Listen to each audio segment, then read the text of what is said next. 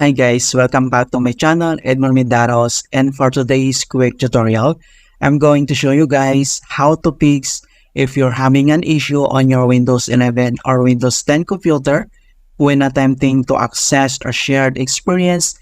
Use all system accounts to authorize actions across device. Alright, so without further ado, and let's go ahead. So dito lang sa start menu, so right click ka lang and then select mo lang yung settings. So dito sa settings and then select mo lang yung accounts, i-click mo lang ito. So dito sa accounts, scroll down and then select mo lang itong sign in options, so click mo lang siya. So dito sa sign in options, scroll down and then dito sa additional settings, may makikita ka ditong dalawang settings mga kaibigan. So dapat naka-turn off ito. Alright, so ito yung automatically save my restartable apps. And then yung show accounts details, so dapat naka-turn off ito. Okay, kung naka-turn on siya, so need mo siyang i-turn off. Alright, so in next method na pwede natin gawin ay dito lang sa apps, so i-click mo lang ito. And then next ay, kailangan mo lang i-select itong advanced app settings, so i-click mo lang siya.